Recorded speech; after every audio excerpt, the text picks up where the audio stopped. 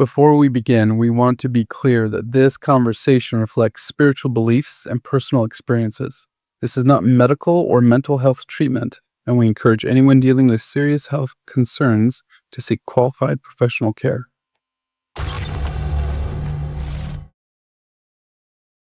Welcome in here on Zion Media, and I am so pumped for this podcast. Yes, you're seeing Keith Redford, but we have an amazing guest for you today, Jill Butt. Listen, there's been a lot of talk about SRA and especially in the Mormon community. And you even saw me do some episodes on, I had people on about SRA, and then I got called in by the stake president, and there was a guy, Elder, what was his name? Checkets. That's right. Elder Checkets from the 70s showed up there. And it was my wife and I in the stake president's office. And they were looking at me and asking me why I'm talking about these things on my podcast. Now, Elder Checkets, great guy, about 6'5", big guy, very intimidating guy. He happens to be a partner at a place called Curtin and McConkie. Anyways, long story short, I said that I would go ahead and take down those SRA videos. And I went to the Lord and kind of said, hey, I'm willing to follow the key holders. And I even told him in the meeting, listen, if you tell me to shut down Zion Media, like I will do that today. You're my key holders. I respect that. And if you tell me to do whatever, like I'll do it. I like, if you guys think that I do these podcasts because like it's what I want to do, like, you got another thing coming. This is not what I want to do. This is dad telling a son, do this. And I'm like, I don't want to mow the lawn, Dad. And he's like, mow the lawn. As long as you live under my roof, you'll mow the lawn. And I'm like, well, I like your roof, so I'll mow the lawn. And I respect the keys. And I sat through that meeting. They did revoke my temple recommend. So I haven't been able to go to the temple since that meeting for discussing these things. I also held a sacrament meeting that I did not get permission to hold at Adamon Diamond at a retreat. You were there for that retreat. So I got in trouble for that. I apologize. I thought since home church and COVID, like you could do that. I didn't understand that you got to get permission. There's some freaking handbook that if the Spirit told me to do the sacrament. How was the sacrament for you? That was one of the most powerful I've ever been in. So we did the sacrament. I didn't realize that's a problem. So I won't do that. I'll never do that again. You can even see in our last retreat, and Keith was there at our last retreat, I did not do the sacrament. We did 3 minutes and 33 seconds of silence, just remembering the Savior, and we did not partake of the sacrament because they asked me not to. I follow rules. If somebody tells me not to do something, trust me, I used to not follow rules. I went to prison for that. So now I'm following rules around here. I don't even speed anymore. And so long story long, I took down those SRA videos. I have not talked SRA, and I went on a quest. I went to the Lord and I said, what do you want me to do with this? He said, I don't want you to expose it. I want you to heal it. I'm like, me? Heal it? Sure. Okay. He says, well, not necessarily you, but you know how to do it. I put Keith Redford in your path. I'm like, okay, got it. So I went up to Keith Redford's house. He doesn't know this part. I'm on Jehovah's errand. And I showed up there, and he just thinks I'm just some freaking podcaster, want to make a buck around here. Listen, if I wanted to make a buck around here, I'd be doing real estate. That's how you make a buck around here. I know how to make a buck around here. But that's not what Dad wants me to do. Dad wants me to be a lawnmower, not a real estate developer. So I'll be the lawnmower. I'll do whatever Dad tells me to do. So I went to Keith Redford's, and I started this process of like, hey, I'm really interested in your stuff. But my purpose was to do what my dad wanted me to do and help heal it. I'm not the healer of it. I'm not going to do the modality. I can't sit in a class. I got ADD. You think I'm going to sit through a training? Are you kidding me? That's not how I roll, right? He can. And Jill can. So we're joined by Jill, who is a SRA victim. I think. Is that true? Yeah. Survivors. Well, I put it, yeah. And so we are going to share her healing story. It happened right in front of people's face. Keith did it this past weekend. Now, before we get into her story, and explain her story, I'm going to have her sit on this podcast, and I'm going to explain how people can heal from SRA. I'm not going to explain. I'm just going to host. I'm going to let the experts explain what it is Live is. So there's Behind the Curtain, which Keith Redford has created, and the quickening modality. What we've done is we've done a partnership agreement. Now, Keith, do I have anything signed with you? Nothing at all. Not necessary. Keith and I have an agreement with each other. I'm going to live up to my end of the agreement. He's going to live up to his end of the agreement. And we are going to begin to heal people. Now, again, I'm not the one doing the modality. I'm just the orchestrator of a lot of things. I'm a good sales guy. I'm a good marketer. I'm a solid business guy. But Dr. Shane here and Keith Redford here, they are restorers. And whatever has been working on, whatever people have been trying to have work on this planet, guess what? It doesn't work. Whatever pill, powder, or potion, or counseling session, or therapy, or a therapist, you know, if you break the word therapist down, I'm not even going to say it. You can do it. Finish the sentence. So whatever you've been doing, it's not working. So what is the definition of insanity? Doing the same thing over and over and expecting different results. So we got to do something different.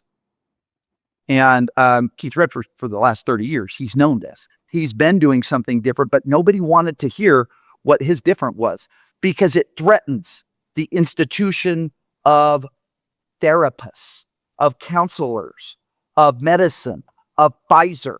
It threatens that. Satan knows that. And so what Satan didn't equate for was Zion Media. What Satan didn't equate for is the remnant, because the remnant knows. And Jill experienced the healing and she learned how to teach it. So not only is she, it's like the Just for Men guy, not only am I the owner, I'm also the user. The same thing, right? And so we are here to teach people how to do this, how they can do it on themselves, and how they can help heal other people that are suffering. Because the main mission of the Savior was to reduce suffering, to allow him to take your suffering, give it to him, he'll take the suffering, right? That was the main mission, and that should be our mission. His work in glory should be our work in glory. Okay, with all that said, I am joined by Keith Redford. We've had him on before. And Jill, again, thank you so much for joining us. I'm so excited for you to share your story, but for you to talk about the miracle that was also performed. I see like when I first met you and now seeing you now, it's like I'm seeing somebody who's been reborn, like a new creature. Even though you look more radiant today than the day you showed up there. Because I feel like maybe you've unloaded some burdens, but we'll get into that story. So hang with me on this podcast. Keith, we've had you on the show before. Yes. And there's a lot of people that have been added. I think we had you on the show when we had about 10,000 subscribers. Now we're at about 20,000 subscribers. So Keith, let's just overview, like quickly, not how you got here, because I think most people understand that. Like, you healed your wife that had been dealing with multiple personalities. Through revelation, you received this modality and how to do it. But let's jump in a little bit as to where we are today, what's going on today, what you're seeing today. We'll bring in Dr. Shane, who is also, I told Dr. Shane, okay, well, let me rewind a little bit, because this is the first time you've been on Zion Media? Yeah. Okay, here's the story, okay? This guy comes to the Adam on Diamond, the sacrament meeting that I got my temple recommend taken away for, okay? The next day, he calls me. And did you witness miracles at Adam on Diamond? I did. I really did. Did you got to speak up, because we're doing this weird mic thing. Did your wife experience miracles at Adam-on-Diamond? The greatest miracles we've ever experienced in our lives. Yes. Without going into detail, can you share the miracle that your wife experienced, how that went down, where that went down? We were at Adam-on-Diamond. We went down to a grove there, and my wife had a baptism of fire, the likes of which I did not know existed During a blessing. during the blessing. How many priesthood men were in the circle? And a dozen, maybe. Who was giving the blessing? I was. And what happened? She had a baptism of fire. Her body shook. I've never seen anything like it. But she has been forever changed since then. Okay. Amazing experience. That word does not cover it. So the next day he called me, he said, Shane, I'm moving to Farmington. I said, oh, that's cool. Where are you moving to? He's like, don't know, but we're coming to Farmington. I said, like, you don't have a place? He's like, nope. I said, how can you just pack up and leave? He said, in June, the Lord told me, sell my house. You guys were living in Kansas City? Yes. Said the Lord said, sell your house. So they sold their house, put everything in storage. Didn't know why, because the Lord hadn't told you what to do yet. No. Freaking Lehigh over here. And anyways, came to Adam-on-Diamond. They were doing some Airbnbs. Almost, you found a place. We were getting ready to close on this place that we had found, and for some reason they needed one more bank statement to seal the deal. And so we went online and we tried all morning. This is the morning after Adam-on-Diamond, so Monday. And we tried, and for some reason we could not get the electronics to work. So Ashley comes with the bright idea. She goes, fine, we'll just go to the bank. We'll go to the bank and get them. There's just one problem. It's Columbus Day. They're all closed. Just happens to be Columbus Day. So we decided to go to lunch. And in the middle of the lunch, Ashley puts down her fork and she looks at me and I'm looking at her, and we both have the same impression from the Spirit at the exact same time. Without saying a word, I turn and go, yeah, we need to move to Farmington. That's what the Lord wants. You didn't have a place rented yet, though. No. He calls me on the road. He doesn't have a place rented. And I'm like, you're moving to Farmington, but you don't know where? He's like, no. And then what happened? Literally on the way to moving from Kansas to Utah, literally on the way, we get a call that somebody knows somebody, and there just happens to be a place for rent. And we call the landlord. And she's going through some stuff, and she's like, you know what? I just have a really good feeling about you guys. We're not going to do any of the background, any of these kind of things. You guys just move right on in, and we'll take care of it. Little did he know it's 2 blocks from my house. He didn't even know where I lived. So now he lives 2 blocks from me. So the Lord is moving mountains, as one could say. So he moves out here, and I'm like, okay. Guy just moved out here, experienced these things. Is in a position where he doesn't have to work, but would like to work, but he doesn't want to work in any Babylon stuff. So as I'm praying about what to do with the SRA stuff, and I'm getting in trouble, and my temple recommends being revoked, and I'm on the verge of them probably going to excommunicate me because I don't know, I did a sacrament meeting, or I'm doing gatherings, or whatever. They're no grievous sin, but whatever they're going to do, they're going to do. And I've never shared this on the podcast, but now's probably as good a time as ever. This was happening back in November, December. Maybe my sick president's going to call me in for this one, but whatever. So I'm praying like, okay, I know I have to figure out how to heal SRA. I know Keith Redford's here, but he lives in Manti. And this problem is big. This is big. There are people going on my friend Jason Preston's podcast. This is big. I'm meeting with Jason Preston privately. I'm having conversations with Tim Ballard privately. This is big. There's a lot going on. There's a lot more that I can't even share that I know that's going on. But I'm just like, okay, what do I do? And the Lord says, Dr. Shane's there. He needs to learn how to do this. He has the gift. I'm like, okay. So then I pull him over here. You remember me telling... before I knew this, I pulled him over here. I said, you guys don't need to worry about how you're going to make a living. The Lord will provide. So they look at me. I'm like, just trust me. They're like, okay. The next day I'm like, hey, there's an opportunity that came up. Imagine that. I am starting a company called Live. It's called Live, stands for Live in Virtue. If Dre or somebody, you can show the logo. Live, you will find those same symbols on your garment in the logo. So it's very symbolic. And I will tell you this, Live is going to help people live, not die.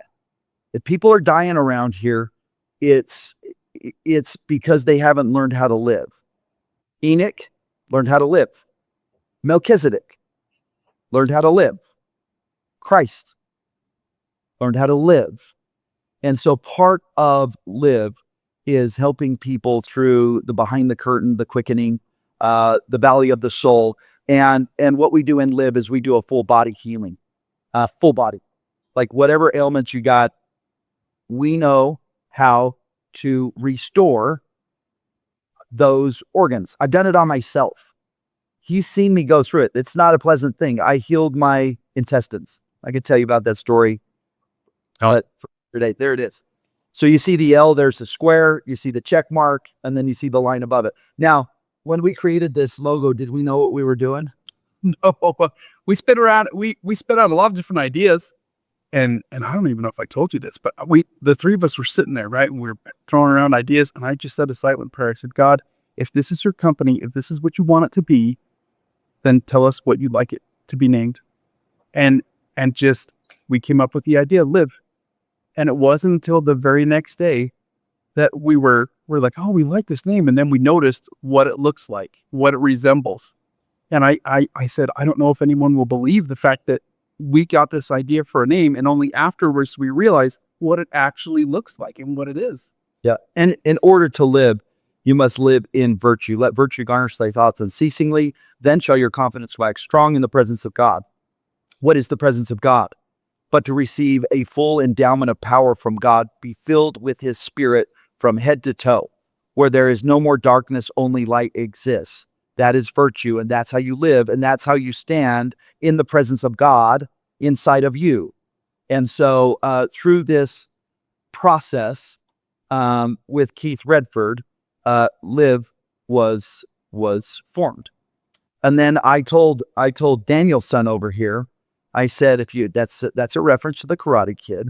I said, your job is to go learn karate from Mr. Miyagi, who's Keith Redford. I said, you got to learn everything from this guy. 3-day training.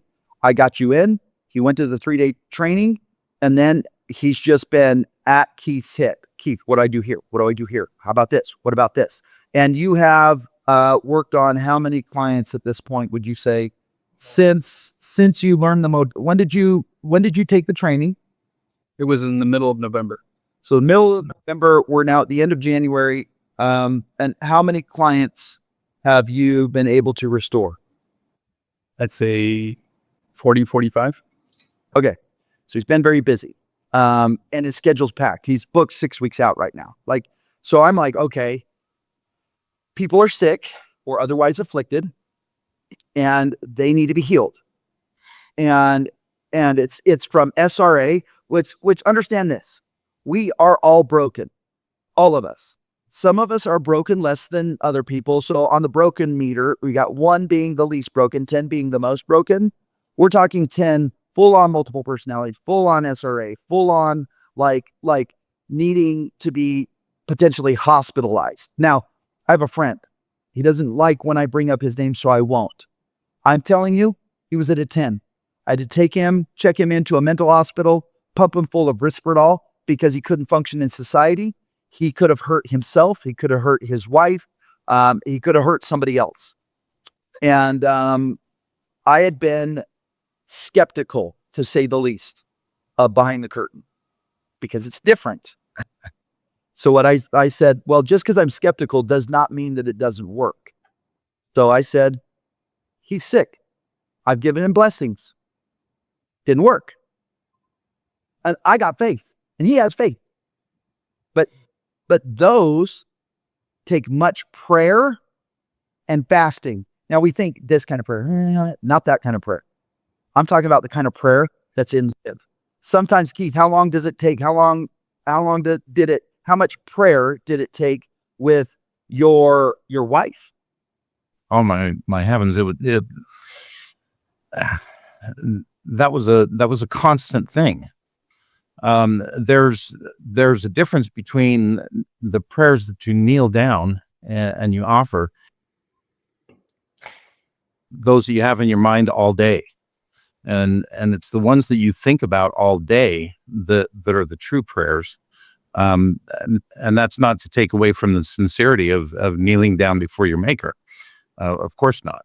But if you kneel down, for example, and ask for a miracle and then go sit on the couch and expect it to happen without getting up and doing something about it, chances are that kneel down prayer is going to go unanswered.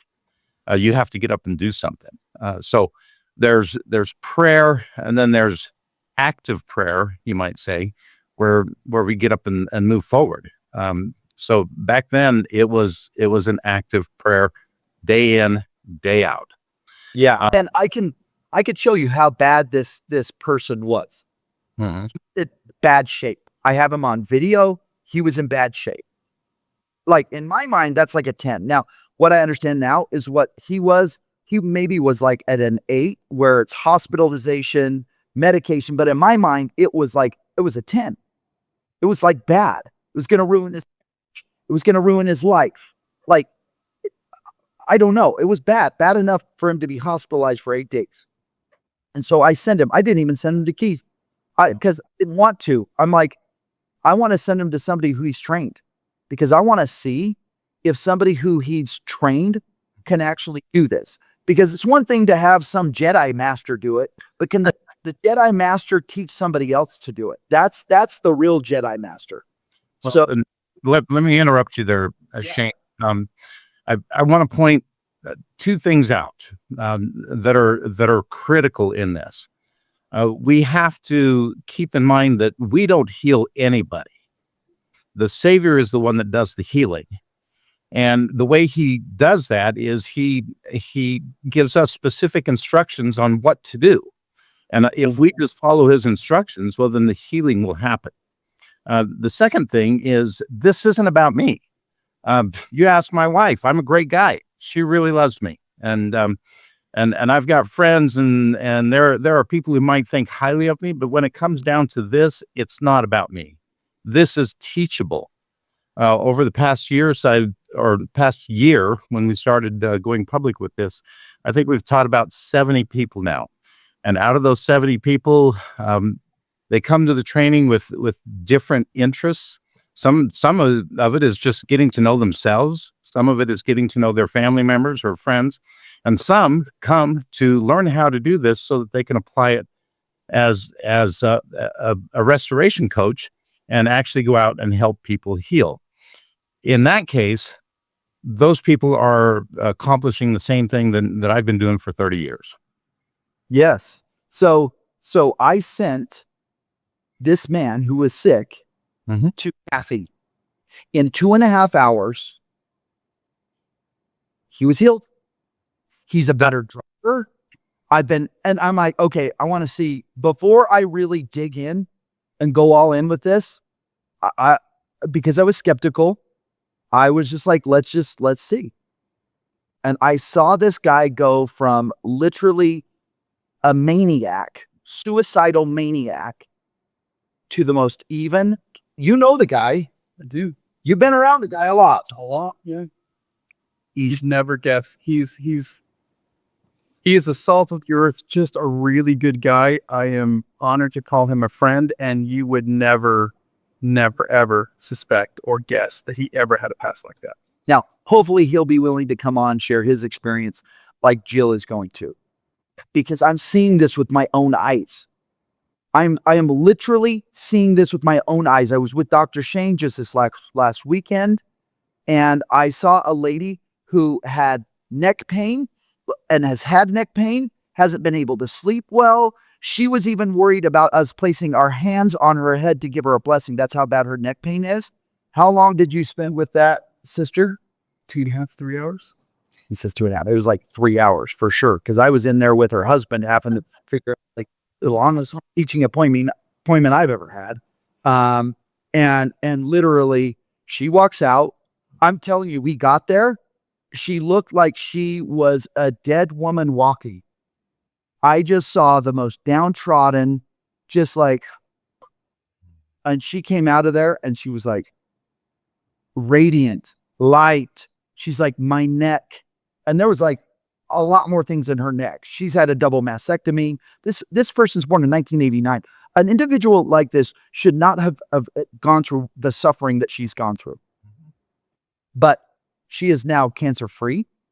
Her next, I have the text messages from her. I have her husband texting me like, wow, what is going on? And I've seen it with my own eyes. I can't deny it.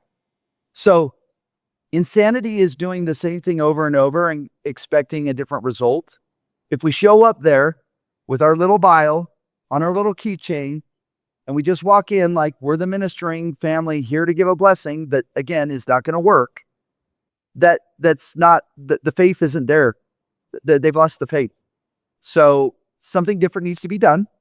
Something different has been taught. And even though it's different than what you've learned in your telestial kingdom, maybe terrestrial things are different than telestial.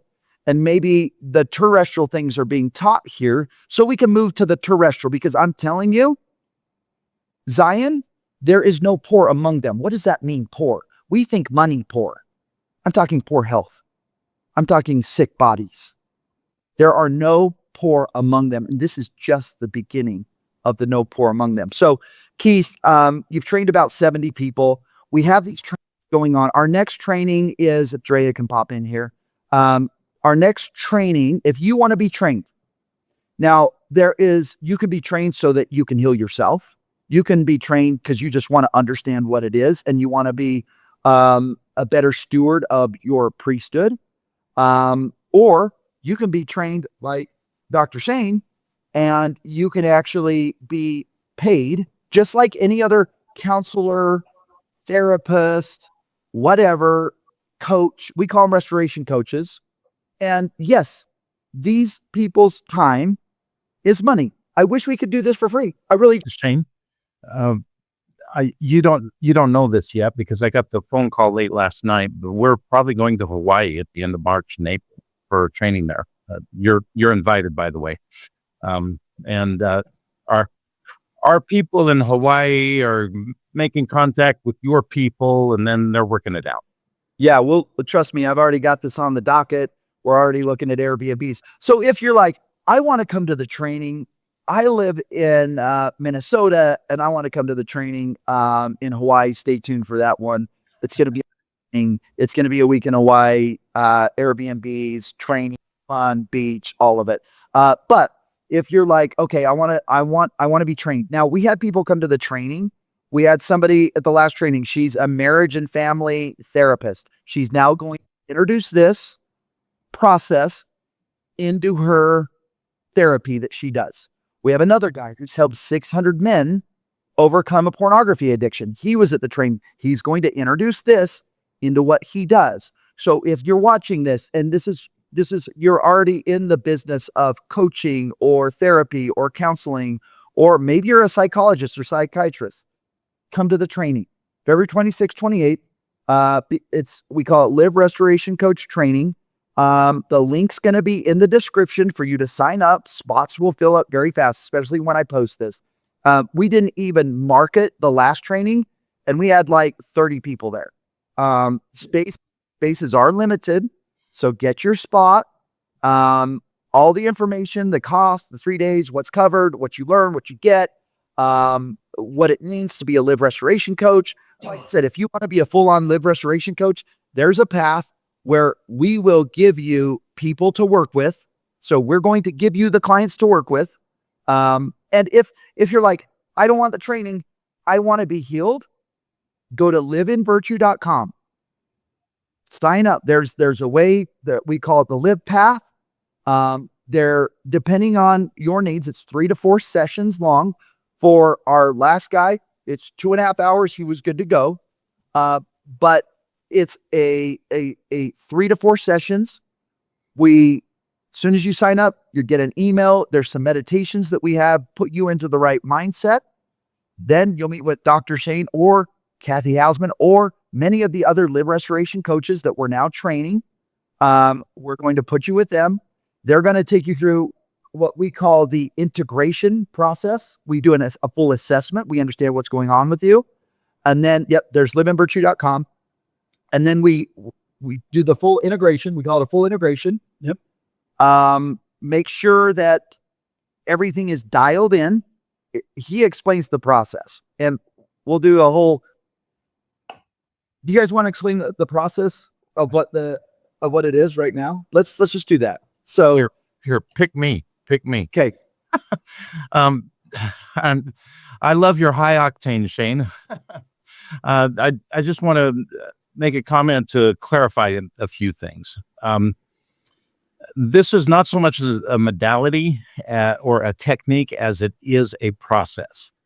And if you are a psychoanalyst and that is your style and that is what you want to focus on, great. It works for you. If you are an energy working metaphysical person and that is your flavor of coaching, great. It works for you. The reason why is that it does not focus on any modality or any discipline. It focuses on celestial principles. And if you like there's a hypnotherapist that I know that he's now adopted this process into his hypnotherapy practice. He said he's getting 10x better results. So exactly. So we don't discriminate against any therapy model. In fact, we embrace all of them and say, hey, this is something that you can add to what you're already doing, and you are going to get results that are going to be life-changing, not just in your clients, but in yourself as well. So that clarifies that. Now, can this be taught? Shane, Dr. Shane, as we call him, you are a living testament that yes, this can be taught. I hope you share with everybody what your background is and how closely related it is to your new career. And I say that kind of in jest, but the truth of the matter is this can be taught. And all I'm doing is I'm sharing with whoever will listen, whoever will come to the trainings. I'm just simply sharing the things that I learned. And so far I've worked with over 200 people that have had diagnosable multiple personality disorder. And out of those 200 people, 90% healed completely. The other 10%, well, some people just don't want it. And in some cases it becomes a sacred wound. And they just didn't go. But even if it only worked 30% of the time, statistically speaking, that is far greater than most conventional therapy models. So Keith, if I'm suffering from, let's say, depression or anxiety, is that this process can help with or even cure? It will help it, if not completely cure it. We're careful not to say cure, but it will certainly help it, and it will teach you the skill set necessary so that you're not going back into that cycle. Perfect. Okay, now Shane, I want you to talk about the integration. When you take on a client, somebody comes into you. Walk me through this process that you go through. Okay. So what I do first, route into that mic. So what I do first is I sit people down and we do a Q&A. I explain them the principles so they can have the understanding of how this works and why this works, what it is based on. And then we sit down and we talk about what it feels like, how to prepare to go behind the curtain. And then we start speaking to some of the different personalities, or as we call them, the altars. And we begin to bring light that has dimmed in their mindscape. We start to bring these altars back together. One of the big problems that we have today and that people see in the media is they think the best thing to do with these altars and the personalities is to destroy them. And if you understand what's really going on, you understand those are actually pieces of you. And if you understood that, you would never want to destroy a piece of you. How do these altars get created? They're created through major trauma. And have all had major trauma in this life? Major trauma looks different for each person. Could be being forced to eat your dad's meatloaf. It could be going through a major divorce or separation. Each person processes and judges trauma differently, but one thing I can guarantee is that you do not get out of this life without going through some kind of major trauma in some way or another. Could the trauma happen in the womb? Yes. Yes. If your mother is experiencing heavy trauma while she's pregnant with you, that will absolutely imprint on you, and that will be something you will carry. So it can even be trauma you are experiencing almost secondhand through other people that are close to you that you love. Yep. So we're all going through trauma. We're all going through major trauma. Because of that, there are the altars or the personalities are created to help us with this. Otherwise, we would not be able to survive and get along in life. So all of us, to a lesser or greater degree that I have found in my experience, I haven't found anybody yet that doesn't have another personality or altar. And some people say to me, well, Shane, it sounds like you're saying everyone has multiple personalities. Like, that makes no freaking sense. Like, I don't understand that. And this is how I explain it to people. And I think people, especially in our church and background, will understand this better than others. But imagine if you are teaching the CTR7s, okay? And some years you have the best class ever. They'll sit down, they'll be very quiet, they'll be very good, they'll listen to everything you have to say, they'll raise their hands, they even know the answers. It's great. And then the year rolls over and you get the hellions. These kids will not stop talking. They're yelling over each other. They're running up. They're pushing you aside because suddenly they decided they want to teach the lesson. They're grabbing the chalk. They're drawing on the chalkboard, and it is utter pandemonium. And if you stop and think about this example, what you quickly realize is that the construct is the same. But the way that one class behaves is radically different from the other. They are essentially the same, but it is behavior that is different. And people who have diagnosable multiple personalities have the latter example there. They have the classroom that is trying to take over. They want to teach the lesson. They want to draw on the chalkboard. Most of us, those undiagnosed with multiple personalities, have a classroom that gets along and plays nice with each other. And that is ultimately the difference. So what we do is we bring all of the altars or personalities back together, back into one as they were in the beginning. That is restoration. What about the demons? We say trespassers. Okay. Trespassers also come in when major trauma is created. That creates an opening for them to come in. Like pornography? Yes, especially pornography and heavy drinking or other sinful behavior that we're taking to. What about Xanax? Xanax used excessively will also potentially open up some avenues for trespassers to come in. Those trespassers will stay. They will make a permanent residence inside of you, and they will impact things. So in order to completely restore this, we do something special with the trespassers. And this is part of the modality.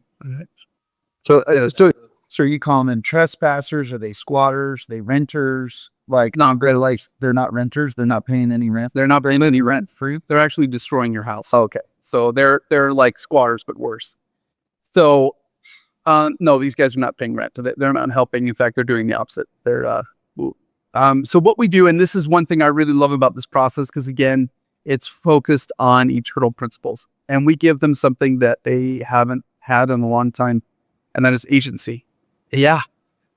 We give trespassers agency, and we honor their journey as well as those of us who actually own and have these bodies.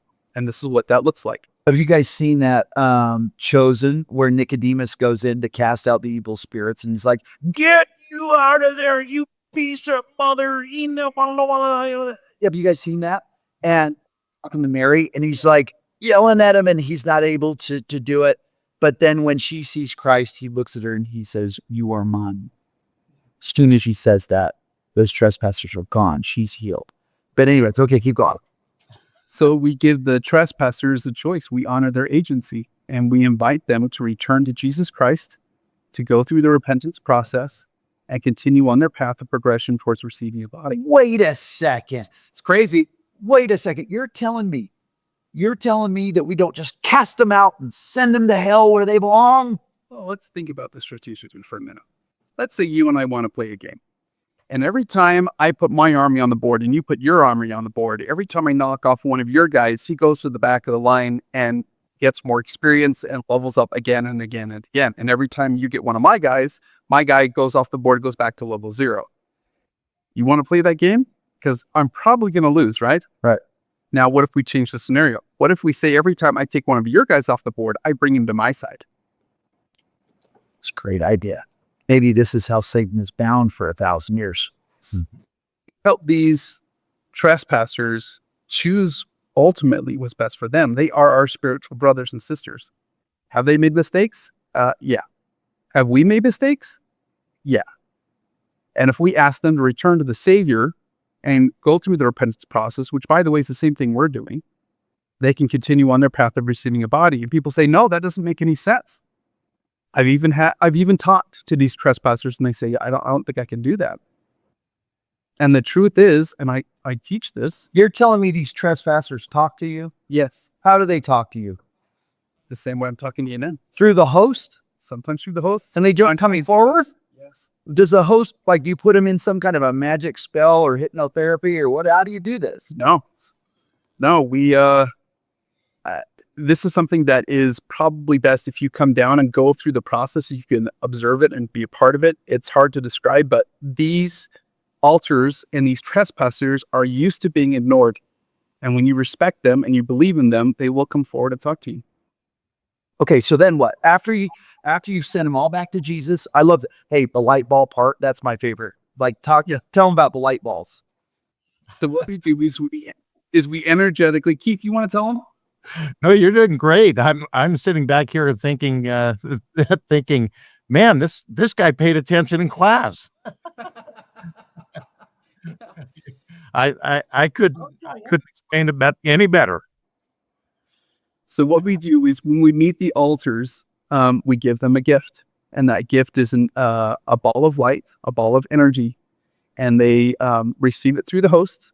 And then what it does is it leaches out or takes away their negative feelings, their pain, their suffering, loneliness, the sadness, the depression, the fear, the anger, and it replaces it with love and peace and joy. And then it quickly grows and divides. So we're very quickly able to pass those around to every altar or personality there behind the curtain, which dramatically improves things. It brings in more light. And it's always amazing because after I do this with people, they always say, oh, it's so much brighter back here now. There's so much more light. That's exactly what it is. It starts changing things for people that fast. It is really amazing. Okay, then what? So after so you've separated the light from the dark. I like how we do that. I want you to think of this. In the temple, the first thing they do, he says, worlds without number have I created. And then the first thing they do is they separate the light from the darkness, but they haven't created the sun, the moon, and the stars. So what? Maybe the worlds are you. Maybe you're the world. And maybe there is light and darkness inside of you. And maybe what Jesus does is he helps separate the light from the darkness. And maybe that's what this process actually is. Okay, so after you've separated the light and the darkness, then what? Let me just say one more thing about the trespassers first, and that is the fact that many of them, because they're subservient to Satan, do not understand that they have a choice. And simply giving them the choice to return to the Savior changes everything for them. We are actually, this feels like a mission to me, where we are helping our spiritual brothers and sisters find redemption, but they didn't even know they had that option. And it's changing their lives and their futures as much as the physical person that we're treating as well, which is amazing. Okay, then what? After that, we unify all of the people, we relocate our trespassers, and then what we do is we make sure there's no more openings for other trespassers to get in. Then we go ahead and we help people stand in front of their higher self. How do you do that? Is this the auric field stuff? Yes. Explain that part. That's important. Metaphysicists have been able to quantify a certain field around each person that they call the metaphysical aura. It goes by many different names. You can call it an aura, or you can call it an auric field. I like auric field, but it has been discovered and quantified by metaphysicists. So I think that's amazing, because spiritual and the spiritual was So do people have cracks in their auric field that allow these trespassers in? yes. The trauma How itself, does that happen? Sin and trauma? sin and trauma. Yeah. Okay. Yeah. So we will seal up that whole field so there's no more openings. After that, we have people stand in front of their higher self to confirm to them their purpose. So this is where you take them to the valley of the soul. Yes. So after you button them up, Yes. then they're going to go on a journey to the valley of the soul. Yeah. Because guess what's happened down here? We've all forgotten our name. We've forgotten who we are. Oh, I know you now. So you need to remember. The temple teaches this. And so then in the valley of the soul, and this is done so once that's done, then you'll set another appointment up as part of this process that we take people through. Now it's time for you to go to the valley of the soul. It's time for you to remember who you are. It's time for you to remember the covenant mission that you're on. And so after we got you buttoned up, then we take you to the valley of the soul, where you meet your higher self. Your higher self then gives you instruction on what it is you're here to do. Because the only reason why people die is because they're not fulfilling the measure of their creation. They've forgotten what they're here to do. So part of the live process is to help remind you what you're here to do, because we can do all of this stuff, but then if you go back and you start doing all the same dumb stuff that you've been doing, like watching porn or sinning or whatever it is, you know what? It's going to we just sealed you up, but guess what happens? Now you create more cracks, and guess what's going to happen? They're coming back in. So understanding your mission is really important. That's why this is a process. So then you meet your higher self, you get your mission assignment. Okay, now the third thing you get is the full body healing. So then what happens is then we set up another meeting, because now you have your mission assignment. But if your body isn't functioning, like it's not functioning the way it needs to function in order for you to fulfill your mission, well, now we got to go talk to your organs. You guys have all done an initiatory. They bless all of these organs. You're going through for dead people, mind you, and you're blessing their organs. So you should all be asking yourself the question, why am I blessing organs for people that don't have a body? Well, that's a whole podcast in and of itself. I'll let you guys just on that. But here's the deal. Those vital organs are called vital for a reason. You know why they're called vital? Educate us. Well, they're vital because without them working right, you die. That's what happens.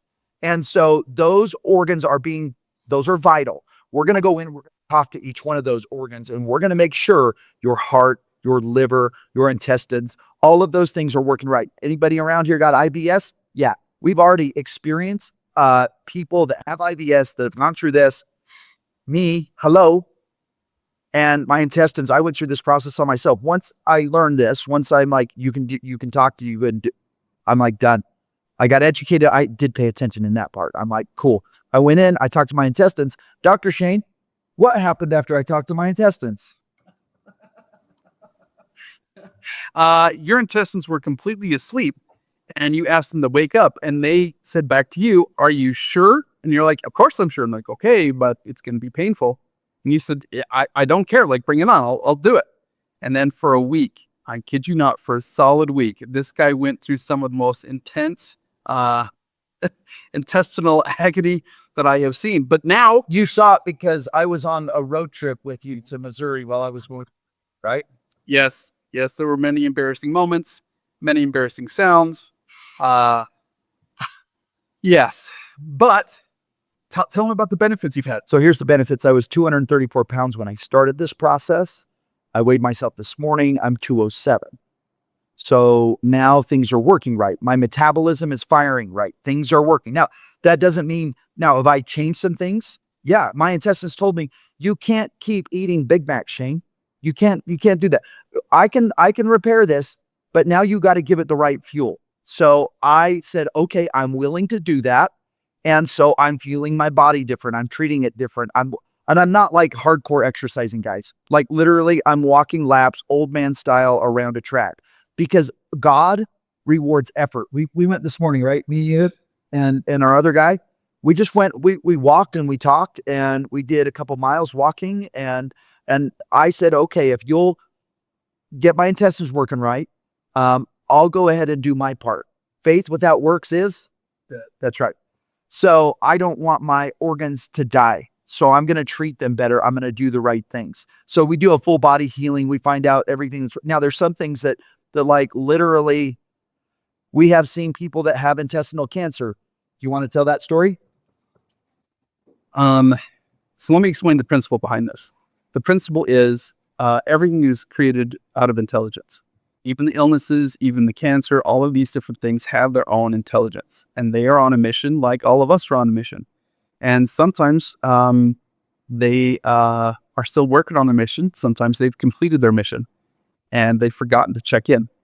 So when I met this person who needed help with that, we started talking to the cancer that was in her intestines, and we started communicating with it. And I asked, have you completed the measure of your creation? Which it said, oh, yeah, we've done that. I said, is there any reason for you to continue? And they're like, well, I'm not sure.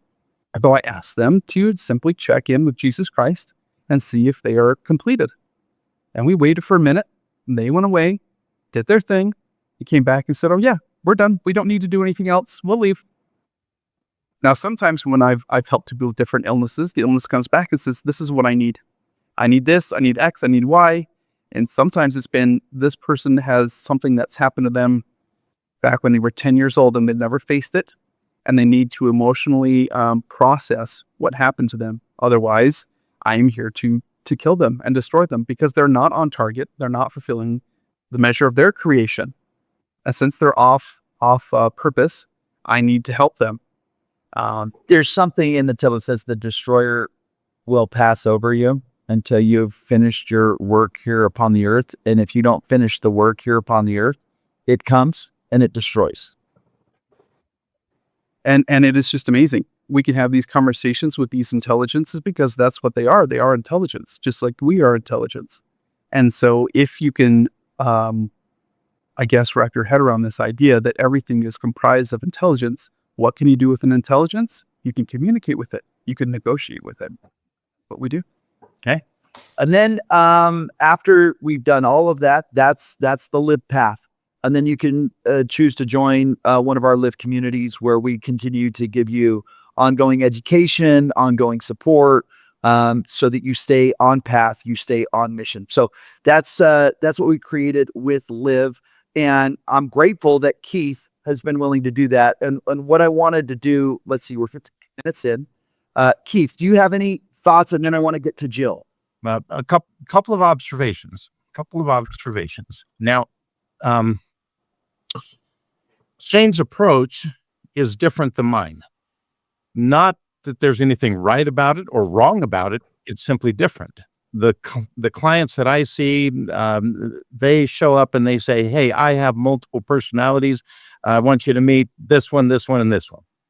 Okay, so my clientele are different. And I think that the reason for this is because the Lord is going to send the people to me that I can help, and they're going to send the people to Shane that he can help. And the only reason why I bring this up is to illustrate what I said earlier. It doesn't matter what your flavor of therapy is or procedures. This works for all of them.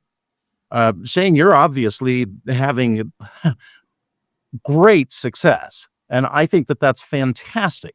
And there is no but on the end of that. I think that's fantastic. I wouldn't have changed anything that you said about the process or anything like that. The only thing that I would say is that when I started talking about these principles, 20, 30 years ago, man, what a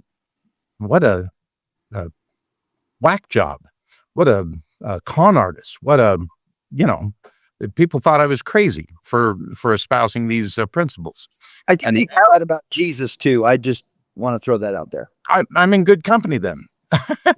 And now, as we move forward, the areas of quantum physics is catching up and substantiating the principles involved here. To be able to talk to different parts of your body and recognize that there is an intelligence there. Quantum physics teaches us now that that light and intelligence are a real thing, and it's what makes up our bodies, and it's what makes up everything for that matter.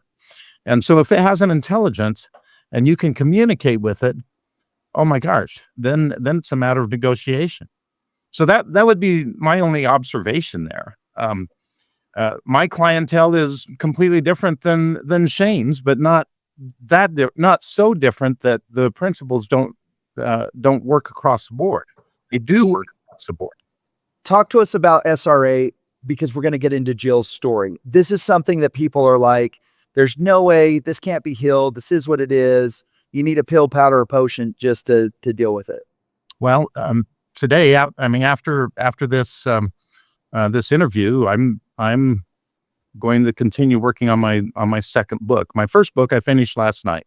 My second book is the working title at this point is Healing the Unspeakable. I would say let's just use 200 because it's exceeded that number now, but out of 200, at least 60% of my clients had a satanic element within their system. And this is the unpopular secret about this. SRA is actually fairly easy to heal once you are able to heal a system and integrate and unite the alter personalities. Most people who approach SRA, the first thing they want to do is jump in and cast everybody out. Well, if you do that without cleaning the place up first, all those trespassers are going to do is just go outside, and they're going to come right on back in and come right back into one of those cracks in the auric field that Shane has just described. So the approach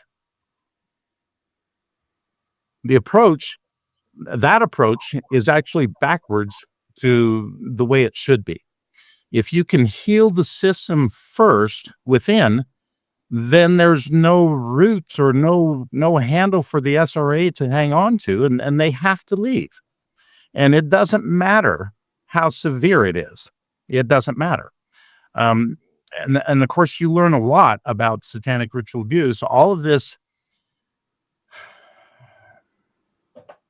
popularity, shall we call it, with SRA and with the Brethren and all of this. My goodness, if you were to go over the demographic of people who have been abused by this person or that person, and you were to multiply it out,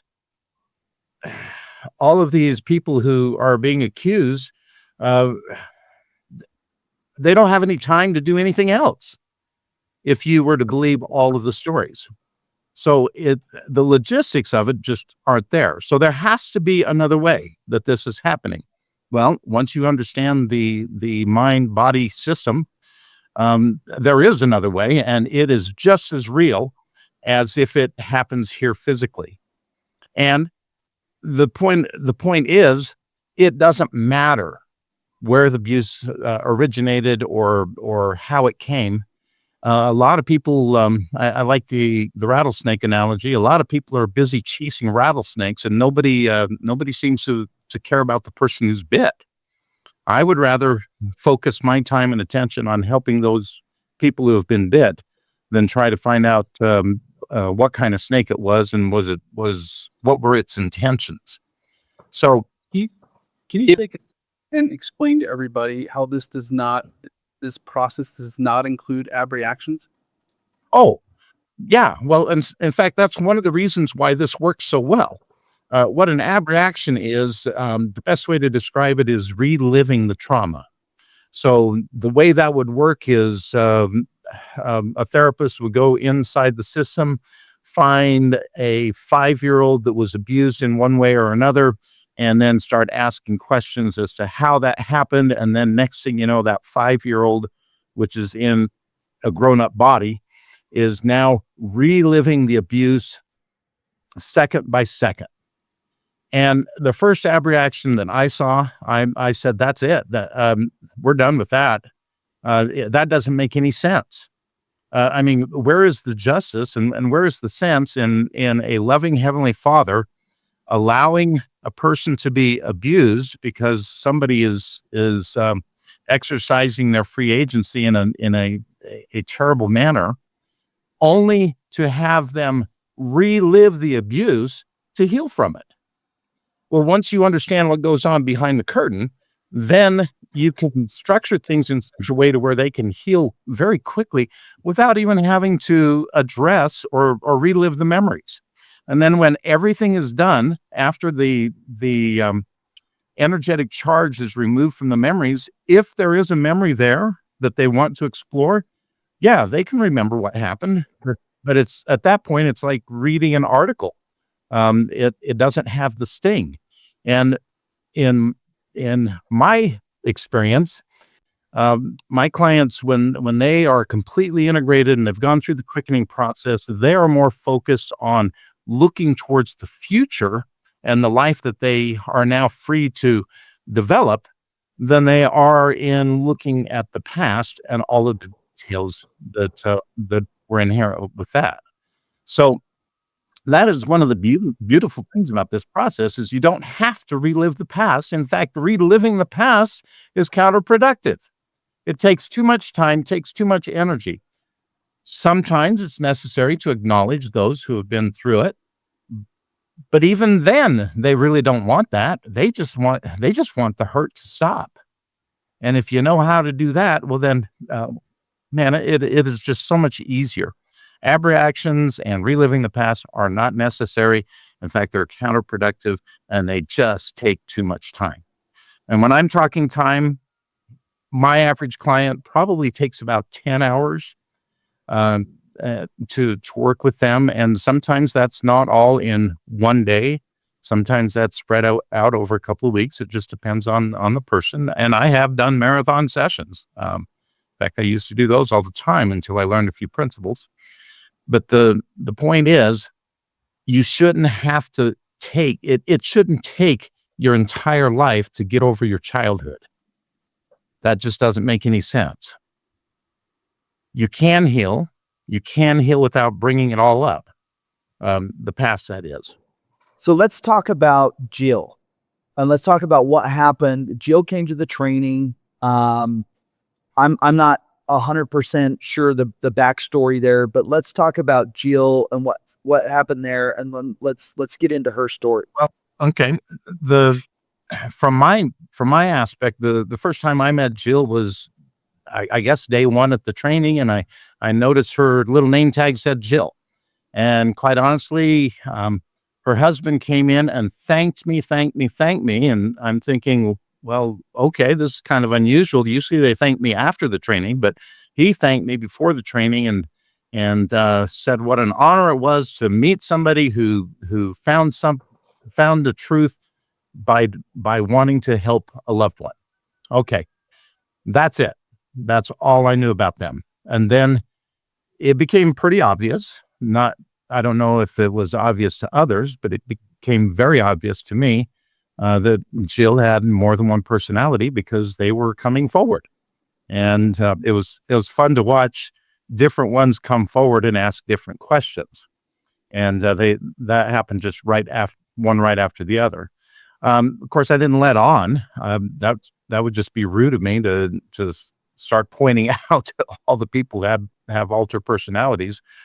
Trust me, about half of the room in most trainings is dealing with this, and they don't even realize it. So that was everything that I knew about Jill and her husband until about day 3, and then they said, "This is the lady that was on a podcast," and I had to really think hard because I didn't remember her being on Zion Media or any other podcast. And then it wasn't until somebody pointed out to me that she was on another podcast as to who she was. And didn't matter to me. To me, I just thought she was a very pleasant person, her and her personalities, and her husband was a very upstanding, nice guy. And that is where that is all I knew about her. Okay, Jill, do you want to take it from here? Tell us a little bit about your backstory, and then let's get into your experience with Keith and this process. So is it good enough if I just simply say that I was conceived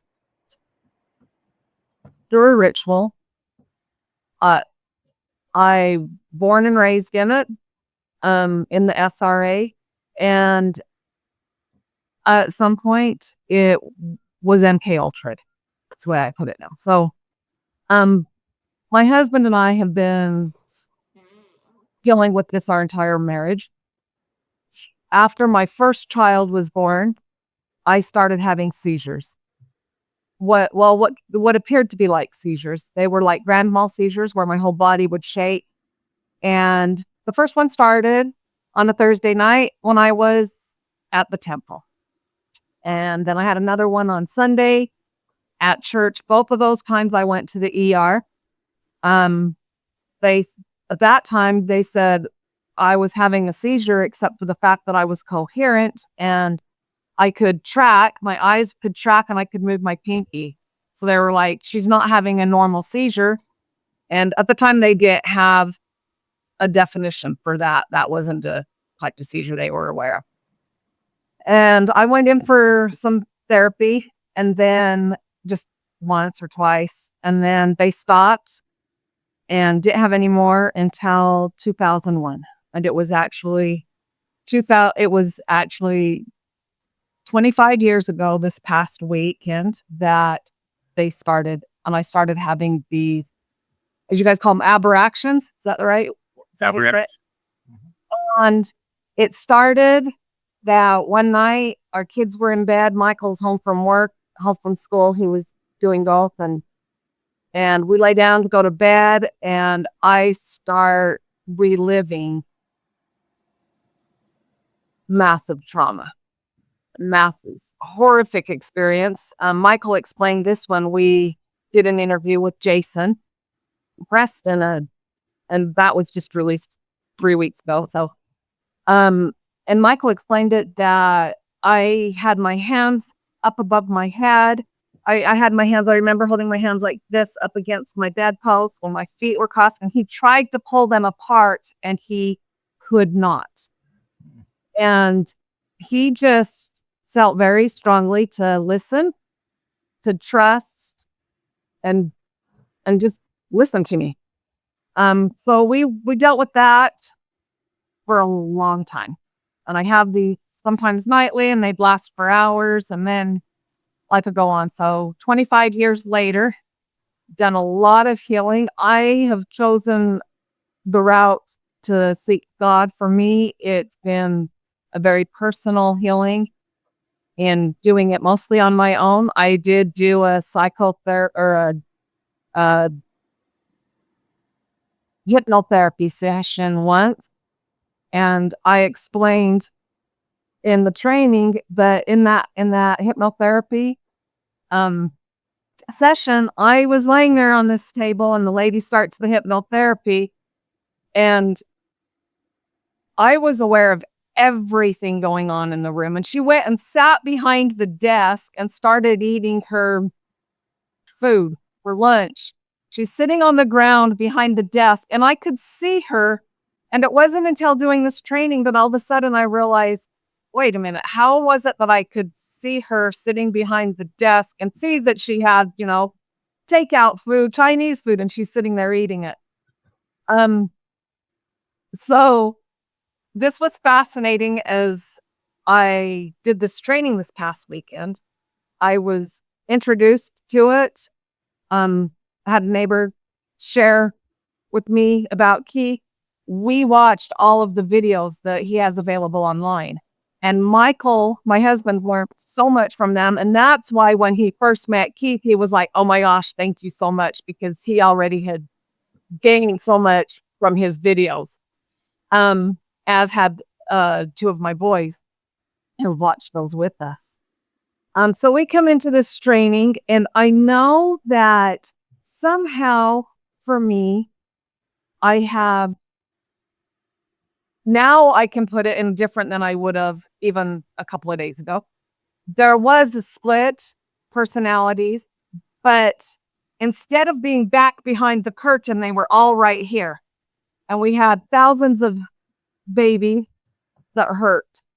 And we had protectors, and we had tons and tons and tons of trespassers. And I've had experiences where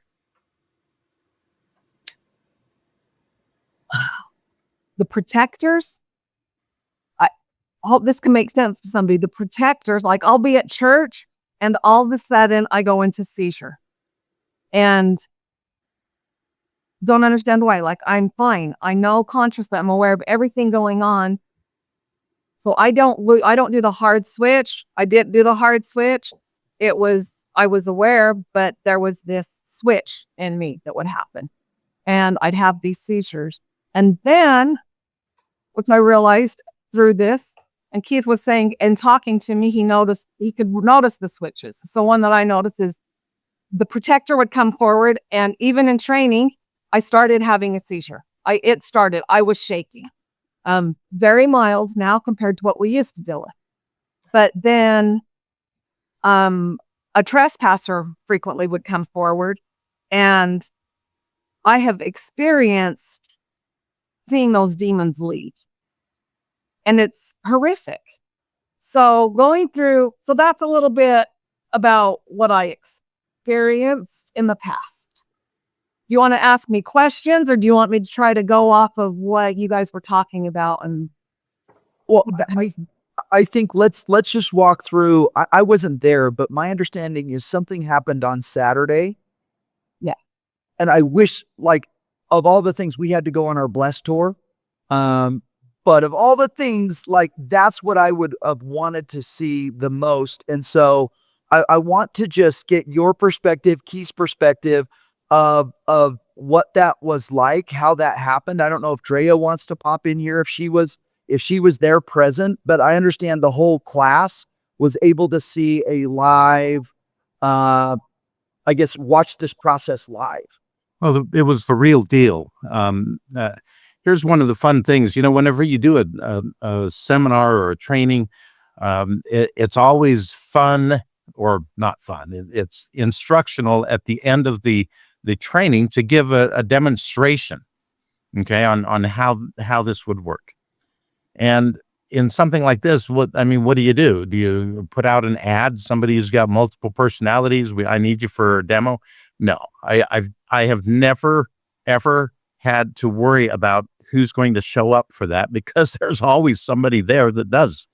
And that's how we got started. We needed a demo, and Jill was gracious enough to say, pick me. And she came forward, and we worked together there in front of the class. Okay, well, tell me about it. Give me some deets.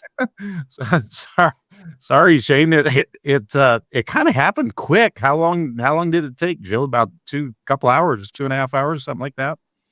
I don't think it was very long. Drea, I don't believe you were there when it started. Is that correct?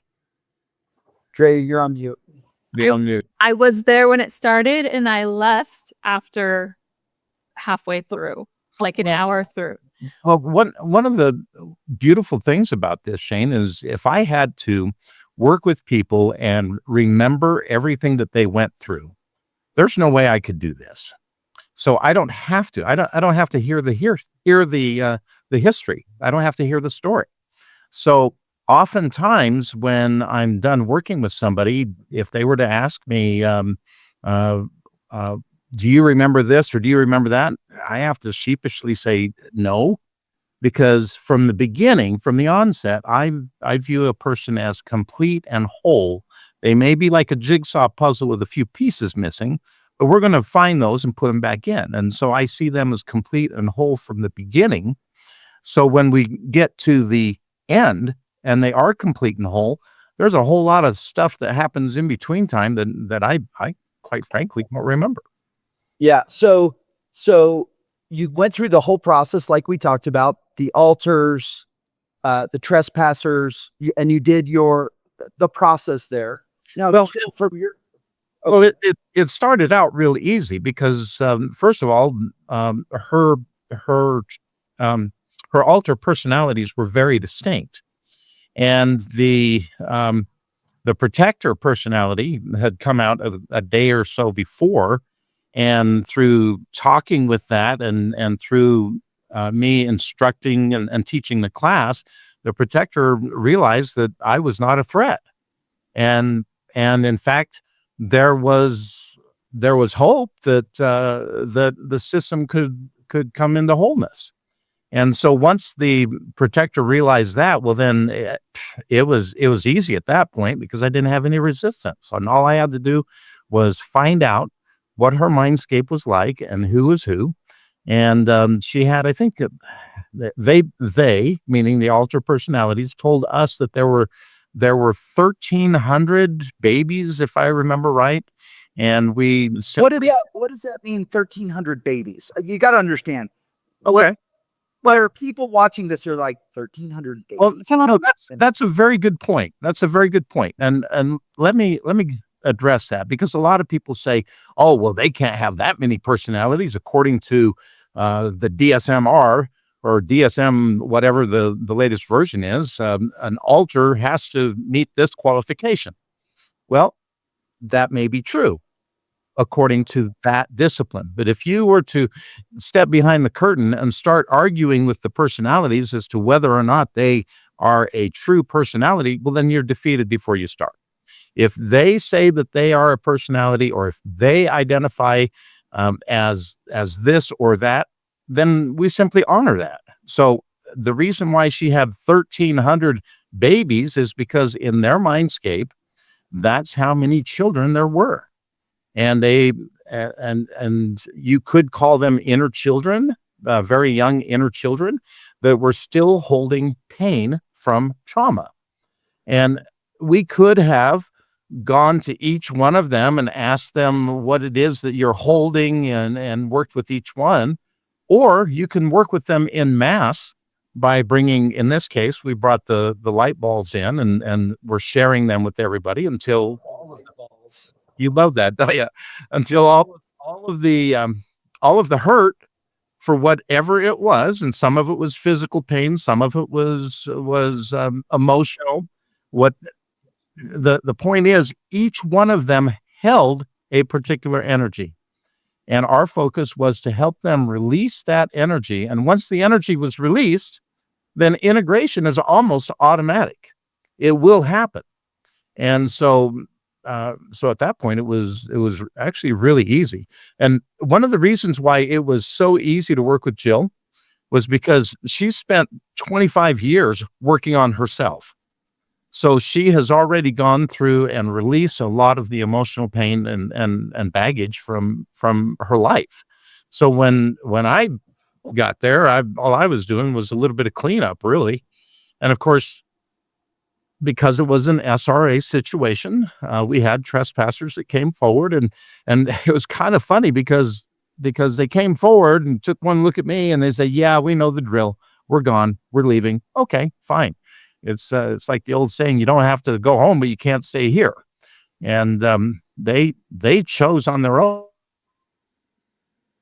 The reason why is because the system was healing, and it was too bright for them. There was just too much light in the system at that point. And the only way that you can do that is by healing the alter personalities and the system. And then you address the SRA, and it'll pretty much take care of itself. Anyway, I'm sorry, Jill, I didn't mean to jump in there. No, you're good. What like on your point, or yeah, you too, Drea? What did you guys see? I just wanted to point out a few things just from the perspective of those that were there learning to help others go through this process. I thought it was so valuable, and so much gratitude to Jill for doing this for everybody so that they could see. We were able to pick up on how Keith could recognize switches, which I think is just invaluable for when you're communicating And then he's communicating with you, but then he's like, what's your name? And like, we were able to be like, there was a switch. Like when he recognized that, I think that was just very educational. And for those that are going to do this for other people, it was amazing. And It really helps if you know who you're talking to. I'll Yeah. grant you that. and you would seamlessly flow and honor each one that came forward and just validate and help them through. But then you'd be like, what's your name? And it was very interesting to watch. I'm sad I missed the last half of it because I had to go get my kids, but it was very emotional because Jill invited her sons to come, and I sat right behind them, and I could tell the whole family has been on a journey, and there was just so much going on during that time as we watched, and it was great. If I could jump in for just 1 second, I don't think we can accurately describe the change in Jill. There are two people I watched very closely, and I'll admit I watched Jill and I watched Keith, and I was watching Jill to look for the switches and things like that. And one of the things I can tell you about Jill is she could not sit still for more than a minute or two, and I cannot tell you guys the amazing transformation that I see today versus the Jill I met last weekend. She could sit still. She's not shifting. Her focus is there. She looks clear. It's completely different to me. If someone had told me that was some other name, if they said, "Oh, that's Angie," I probably would have believed him. She looks so different to me, so clear now. The change is so distinct and remarkable. It's just amazing. And I just want to on your journey, Jill. Thank you, Shane. I want to clarify for the viewers, I did not talk to either of you, Shane. Actually, I didn't talk to you, Drea, at the training. I didn't have an opportunity to talk to any of you. But if one was to go and watch my interview with Jason on We Are the People and then come watch this, it is very clear. Drea asked me last night if I'd be interested in coming on and sharing a little bit. And I was like, okay, what do they want? And then I talked to Keith last night, and it was interesting because it's only been a few days. And there are things that I've noticed, but for the most part, I haven't noticed a huge change. So, but my husband and two of my boys were talking, and my boys were like, "Oh yeah, there's a change. There's a change in Mom. There's definitely a change." And that's been awesome. So I want to go back to when I first sat down with Keith to do this. He came and asked me as we were eating lunch if I would be good with being the one that he works with, and I had already asked the Father if that would be good and if I was okay doing that. And the answer had come very clearly. If Keith was to ask me, then yes, but I was not to go up and say, "Hey, I want to do this." And I never did. So we get started, and I had called my son Bryson, and Bryson was on the other interview with me also. Bryson lived just a few minutes away, so he was able to come.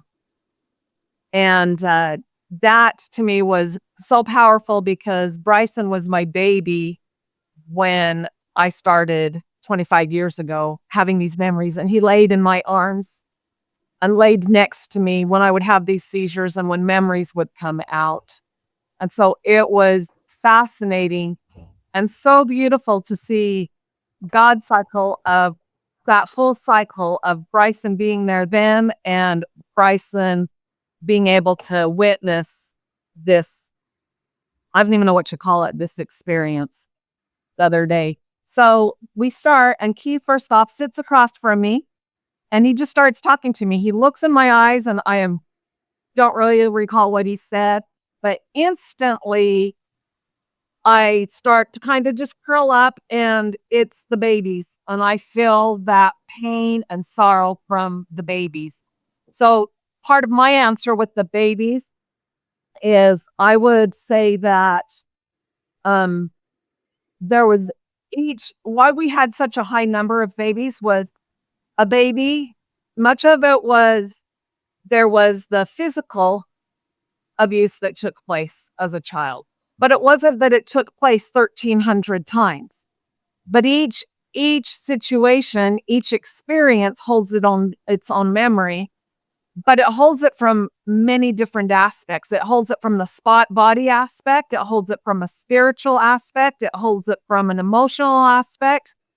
And then there's all the trespassers that have come in, and the experiences that I have carried from generations. And I don't quite know how to explain that, but generationally.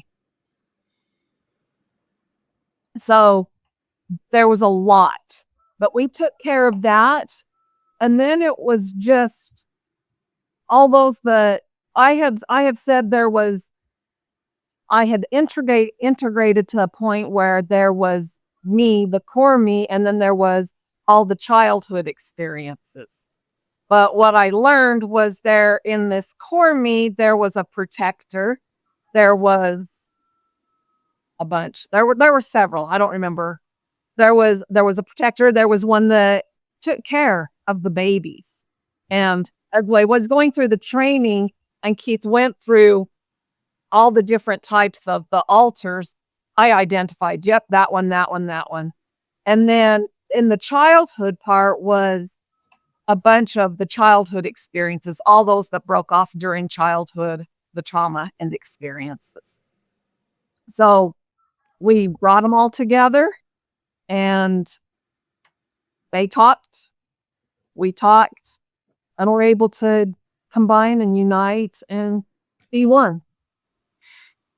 Okay. They're conscribed in one great whole. Yeah. I got a couple questions for you, Jill.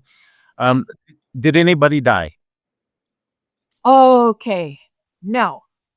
So this was something seriously that he starts to go through. Now, I've been through 2.5 days of training, and there was still a part within me that was like, are they going to kill me? Are they going to kill me? Are they going to kill me? And I vocally asked that because we can't just dismiss them. So Keith just assured me, no, nobody dies. Y'all assign them a new part. And all the alter personalities, did we find one and say, for example, I don't like what you did, so we're just not going to include you? Every part had its place. And there was so much love, so much, okay, let's unite, and thank you for what you've done. And then it was kind of reassign and say, okay, now what do you want to do? And I want to play now, so I want to learn how to play. I've never learned how to use my imagination and play with my kids. So right there at the quickening and the integration processes, what was the overall feeling that you experienced? You had said, like, and I think one or both of the Shanes talked about that bright light. I honestly didn't see the light. I feel it though. But that's how spiritual things are for me. I haven't had that ability to see. I felt whole. I felt we had cleaned everything inside of me, and everything, once we got rid of that mindscape and got it completely gone, and we cleansed the ground and everything, it just feels whole. That's what we're going for. Whole. Wholeness. and light. Mhm. And I have done a lot of praying. I have done a lot of searching and seeking and prayers every day in which I bind the enemy and loose God's angel armies. And this is something I have been doing daily for months.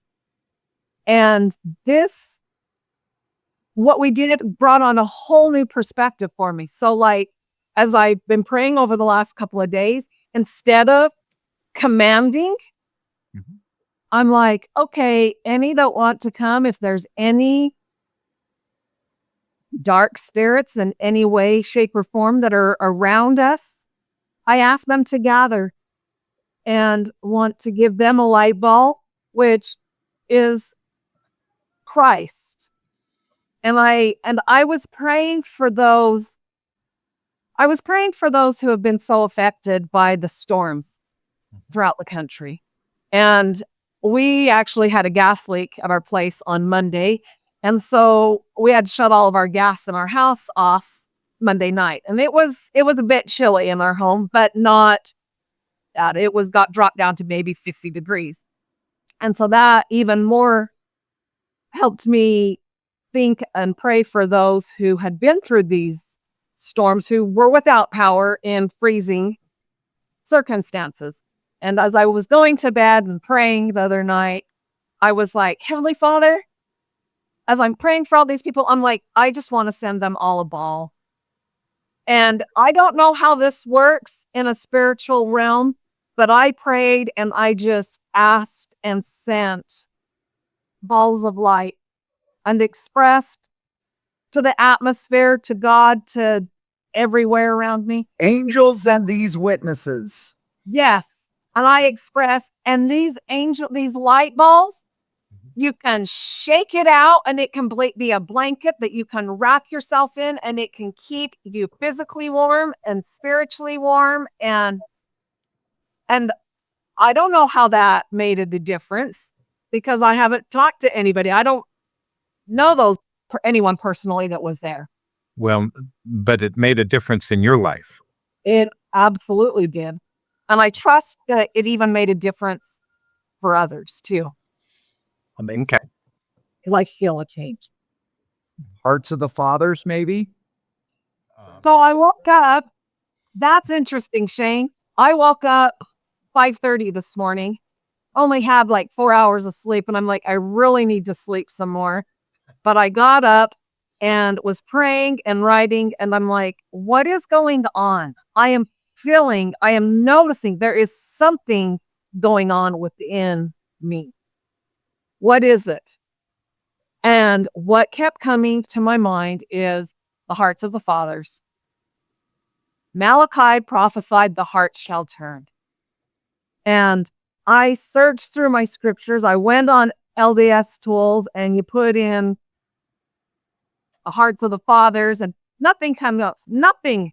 So finally I go to Joseph Smith history where it talks about the hearts of the fathers will be turned. And the footnotes, it's all about temple work. And so I talked to my husband when he got up and I'm like, Michael, this is what keeps coming to me, but there's so much more than temple work. Temple work is important. It's a part of it. But what I did this weekend was able to release the forefathers from bondage. As part of their spirits were stuck in me from the abuse, I was able to release all of that. And now they are free to move forward in whatever manner they want. And how do you really describe that? That to me is powerful. And that's the change I'm seeing. I got one. It's a strange work. It is a strange work. Well, I've been called that many a time. Just one more observation, Jill. Working with you, there was an SRA element, and then there was an MK Ultra element. As we approach those, How much resistance was there? Was it that big of a deal? The SRA and the MK Ultra, by the time we got to that, we worked, I think the bigger time was spent on gathering babies. Mhm. But by the time we got to the SRA and the MK Ultra stuff, they wanted to leave. Well, all that just wanted to go play with their light bulbs, as Keith would have put it to me. They wanted to go be with the Savior. It, for the most part, there was one that didn't. And we thought that it was like, okay, they're all gone. And then Keith would talk to me a minute more and we'd go on to something else. And then he'd be like, okay, so who's still there? And there would be another trespasser or many. And then we'd go on and keep working with another part that was holding stuff. And then Keith would come back and say, okay, who's there? And it came in levels and layers, but it was so easy. It wasn't scary. It wasn't traumatic. It wasn't the little seizures that I would have in church that I had 3 weeks ago in church was way more difficult than going through this. It was. Well, your situation had a few complications, if I remember right. You had trespassers that were making active choices and deliberate actions, taking deliberate action to slow this work down. Now, most of the time, they don't even want to be discovered, so they just stay in the background and do nothing. And yours, on the other hand, they were pretty active. One of the reasons why it is so easy. I've got to find a better way of saying that, because I do not want to minimize the hell that a person is going through who has had MK Ultra programming or SRA abuse. Okay, and so I don't mean to minimize it in any way, shape, or form. I'm just pointing out. I'm just pointing out that the one of the reasons why SRA clients and MK Ultra clients are easy to work with is because the abuse is deliberate, and it's deliberate to create alter personalities who will respond with exactness without questioning. So they are compliant to begin with, and once you get inside the system and you talk to those alters, they are already primed to do what's asked of them.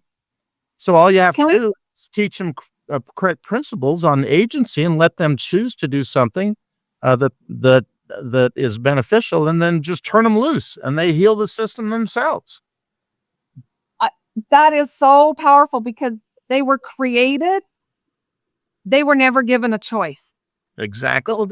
And so that's why that makes sense to me. That's why they come forward easy and they comply, because that's all they've ever done. Okay. There was a moment where you did teach,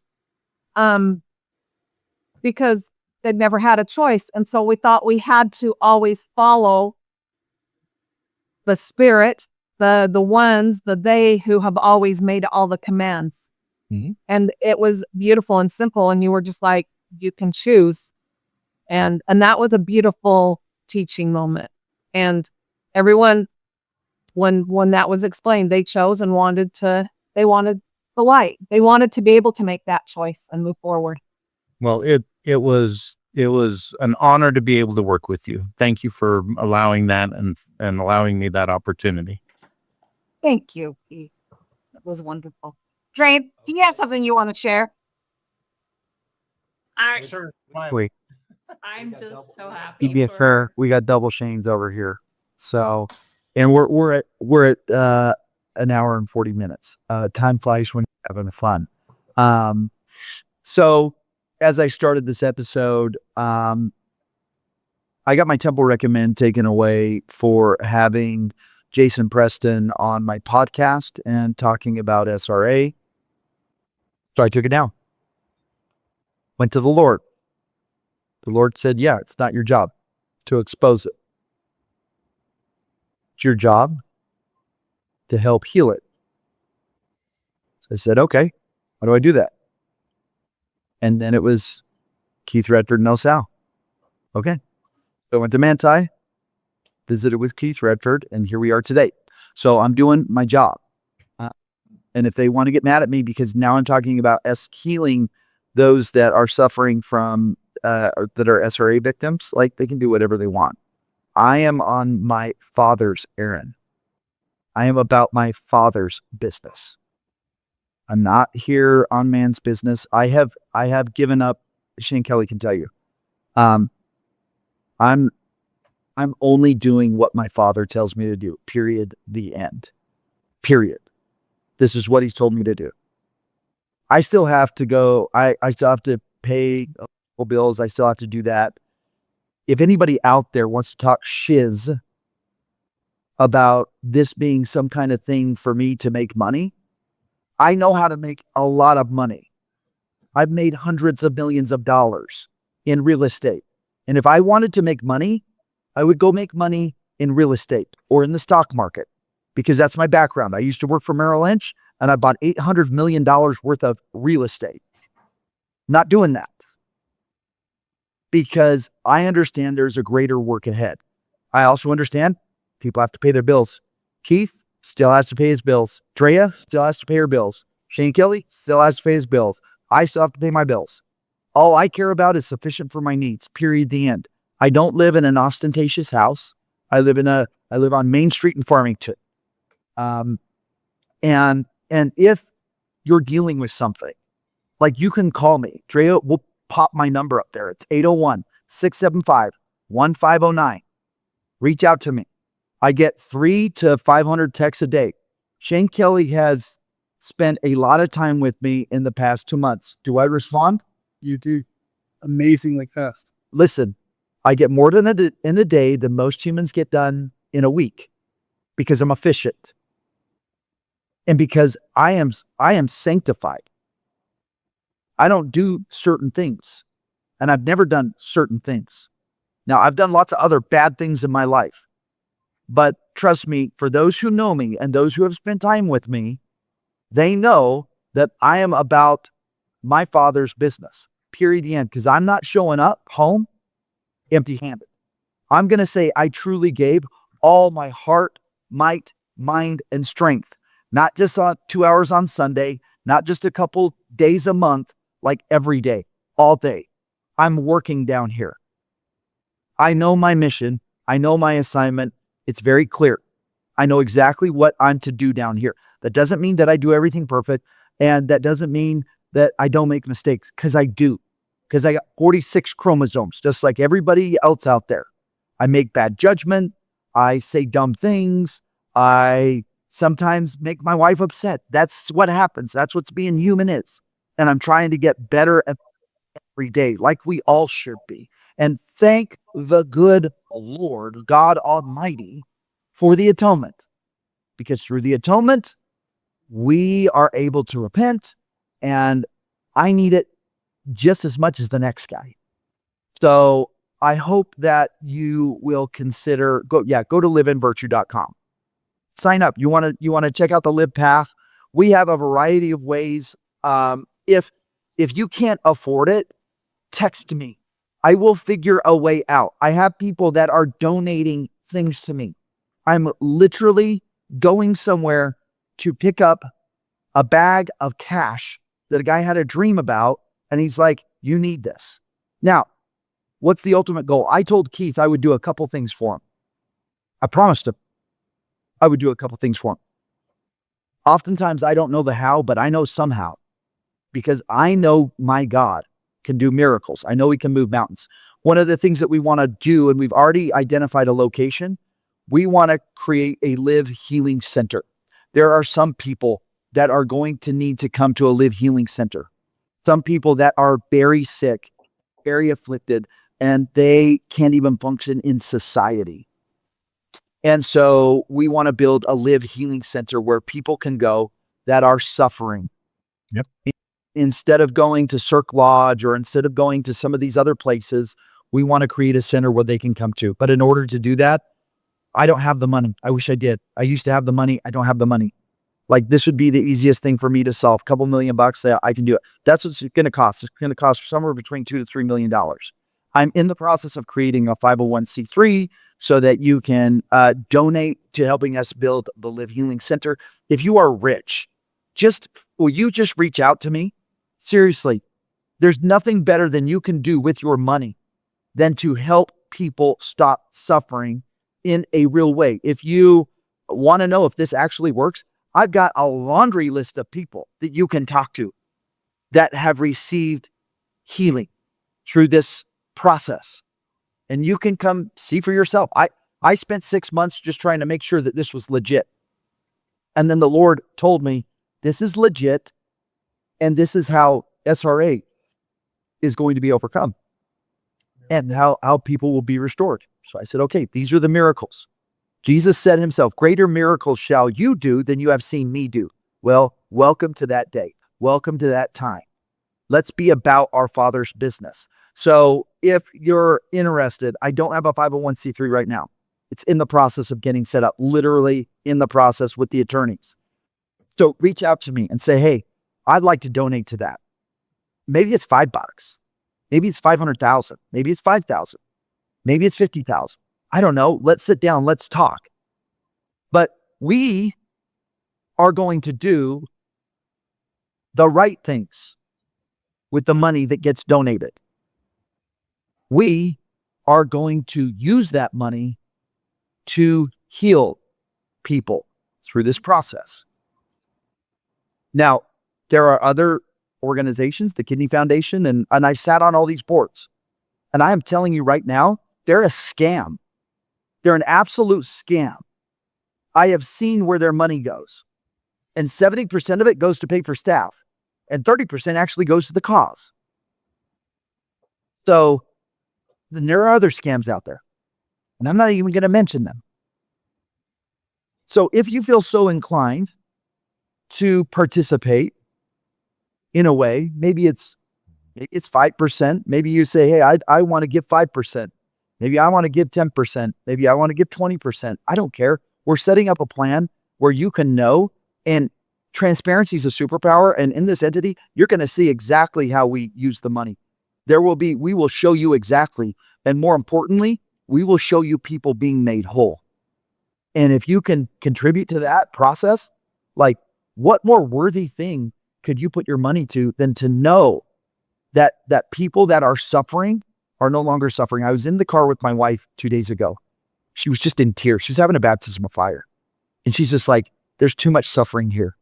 We have got to stop the suffering.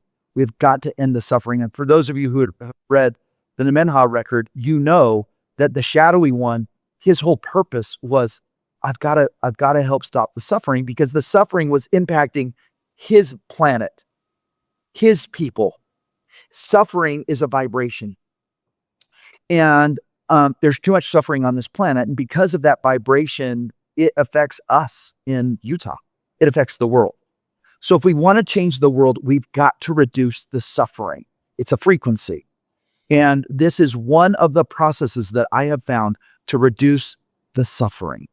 Now, what's interesting about this is many people that go through it, they're like, yeah, I don't really notice the change, but it's the people around them that are like, oh no, trust me, the change is real. And sometimes when we're losing weight, we're like, and you see somebody that hasn't seen you in a month, they're like, wow, you've lost a lot of weight. And you're like, oh, I have? Like, you don't know it because you see yourself all the time. You know it's working when other people are like, no, I know you didn't think it was that bad, but trust me, I've been dealing with you. So go to liveinvirtue.com. If you want to go on the live path, we have 2 different options for you to go on. If you can't afford either of those 2 options, text me, email Drea. We'll come up with a plan for you to be able to experience this. If you want to be somebody who says, hey, I don't need to necessarily, or maybe you've been healed and you want to help somebody else be healed. And so you want to help somebody else be able to afford this. Like, there are ways we can solve this together. This isn't my plea, like, I need your money, but it's true. Right now, this is the system that we're operating under. We're operating on money. We are still in Babylon. I wish that we weren't. But in order to get out of Babylon, we have got to have no poor among us. And I'm going to say poor in spirit, poor in health. Like, we can start there. It's works. I promise you, I've seen it with my own eyes. And I hope you'll reach out if you're suffering anxiety, depression, multiple personalities, bipolar, ADD, you have trauma, whatever it is, or you're like, I'm doing pretty good, but I don't know what my purpose is. Cool. All of this is for you. And this started out as like, okay, we're just going to really focus on people with, and the more I'm dealing with this, I'm like, no. Everybody needs this. Everybody needs this. Everybody has to go through this, because I'm seeing people wake up. It's like they've been resurrected. It's like they were dead and now they're alive. It's like what Alma the Younger experienced. He was out for 3 days. It's what Lamoni experienced. He was out. People thought he was dead, and then he wakes up. He's alive. He's a new being, spiritually reborn. And maybe that's how the resurrection happens. Maybe the resurrection happens within you. So are you going to be a part of the morning of the first resurrection? Ask yourself that question. What is that? And how do we wake that up? And instead of waiting for that to be something that happens in the future, maybe it can happen right now. Right now. Because it is by faith that Enoch was translated. So if you're interested in the translation process, I highly recommend that you go down the lib path. Maybe that's the first step in that process. So with that, Jill, you are awesome. Thank you for being brave. Thank you for saying, hey, I want to be healed. And thank you for being in tune with the Spirit and showing up. You were a late add to that. I remember somebody reaching out saying, hey, we have this person. Can we just have them come? And I'm like, just come. Yeah, send them. And we were over the limit, by the way. Keith's like, we can have many people. And so I pray about it, and it's like, no, they need to be there. So I'm like, Trey's like, but we're over the limit. I'm like, Keith will be fine. He'll get. Well, and then I was like, then I need my husband to come because I can't go there by myself anyway. So he came too. And I said, bring him. I said, just come. Just come. Like, we'll figure it out. We'll figure this out. This is important. When I saw Jill's name, I literally got on my knees and I prayed and I said, I don't know anything about her, Heavenly Father. What do you want me to do? And he said, she needs to be there. This is important. So I said, okay. Like, I can hear the voice of my Father loud and clear. I know it's him because he has me drive across country. I'm literally going across country to Denver because there is a lady that Dr. Shane needs to work with. And after he gets done working with her, then we give her a blessing. We seal it up. She pays Dr. Shane. I don't get paid for this. I'm driving out there to do this. We're going through Denver. We're making some stops along the way. We're going to Salem and a couple other places. By the time this airs, I've already selected a date for this to air. This will air on February the 6th. We will do a replay of this because this is so important. We'll do a replay on Super Bowl Sunday. We'll do a Monday morning special broadcast. And I just, people need to understand that there is hope. The hope is Jesus Christ. And through Jesus Christ, he has revealed a process. When he says much fasting and prayer, much prayer is this. And so let's consider these things. We're willing to pay for therapy and counseling and da-da-da-da-da-da-da-da. Give it a try. Test it out. That's all I'm saying. Okay. Thank you guys. Keith, thank you for coming on. We're going to be doing a lot more with Keith. His book is coming out, and Dr. Shane, and just talking about the experiences that they're having. I would say, Dr. Shane, do you feel like you're living your purpose now? It feels like everything in my life is finally making sense where I've gone, the path I've gone through. Did you have a hard time getting out of bed the past 3 years? It's been rough. It's felt like there's just not a lot of reason. Yeah. Go back into Babylon, work for somebody else just to get by, and just felt very hollow and empty. And today, doing what you're doing daily. I mean, I'll just tell you every day. He's like, Shing, you're not going to believe what happened today. It's true. And it's every day. And it's every day. And it's every day. And when you find your purpose, when you know your mission, when you're locked in like that, you are so excited for the next day that you can't go to sleep because you're like, Shane, tell him how about that's how I felt. I tell you all this. Like, Yeah. we're doing. you guys have no idea. Drea makes like no money around here in comparison. And she literally, I get text from her at 6 a.m. She's like already pinging me. It's like 9 o'clock at night. She's pinging me. And I'm just like, holy crap, girl, like, did you eat today? I constantly, literally, we're on the test. What did I text you today? Eat some breakfast, even if it's little. He was Some breakfast. takes care of me. It's little.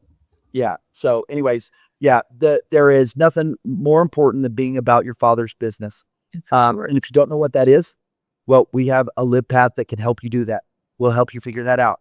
So, and also we have some retreats coming. We sold out Bear Lake and literally, we had this waiting list building up and I'm like, okay, if there's another house that's super close by, we'll do another house. And then my wife has a dream. We need to do another house. I'm like, okay, we're doing it. So we found another house. We've opened it up. We've got 27 spots available. We haven't even announced it. Have we already sold those spots yet? Or I mean, if today is February 8th, when they're seeing this, no, I bet there's 2 left. So we'll see about that. yeah, come get your spots. Come gather with us. Keith was at our last gathering. Just Keith, and hopefully Keith will come again if I can convince him to come up again. I do have a room set aside. I'm a little bit busy these days. I finished the first book last night, and I'm starting on the second one today. Keith, tell Sandy, mark the calendar, March 18th. Is it 18th? I think I might. When is the March training? The 26. Yeah. Okay. It's a weekend before the training. I'm trying to convince Keith to come out because he gave a presentation at the last one. And if you want to talk to him and see him, and he's not going to be doing his thing on you there, but you can at least get some. Hopefully I can convince him to come. But it's March 19th, right? 19th, 20th, 21st, and 22nd. Bear Lake. We have opened some spaces up, and we'd love to have you come gather with us. Keith, how was the gathering? You stayed in the Airbnbs. How was it? Oh, it was fantastic. The thing that impressed me the most was the fellowshipping, the loving atmosphere, and everything was Christ-centered. Everything. And it reminded me of in the Book of Mormon, where we speak of Christ, we preach of Christ, and so that we know, so that our children will know where to turn to. It seemed like everything was focused on that, and there was just a lot of fun and just a lot of fellowshipping that went along. I was very impressed. We will have, Lacey Bangeter's coming. A lot of people that you've seen on our podcast. Fabrizio is trying to fly in from England to come to it. So we have people that want to be there, that want to come there. And so if you want to see your favorite guest that's been on Zion Media, they're likely going to be there. Dr. Shane will be there. Unfortunately, Dr. Shane, he moved out here to Farmington, and I'm like, okay, you don't know what you just signed up for, but buckle in. He's also going on every road trip with me. So really cool. I know this has been a long podcast. It's been a 2-hour ordeal, but right now this is one of the most important things that is happening. The gathering, and maybe there's another gathering where we're gathering up the altars, making a person whole. Maybe we're gathering up the trespassers and sending them back to Jesus. So maybe the gathering there's a deeper teaching in the gathering. And so, hey, just know this. Church is true. Jesus is the Christ. He's coming back real soon.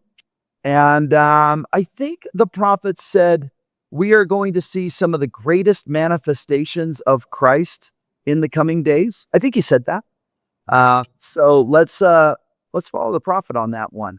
And let's believe that, and let's exercise our faith towards that. Jill, thank you again for coming on.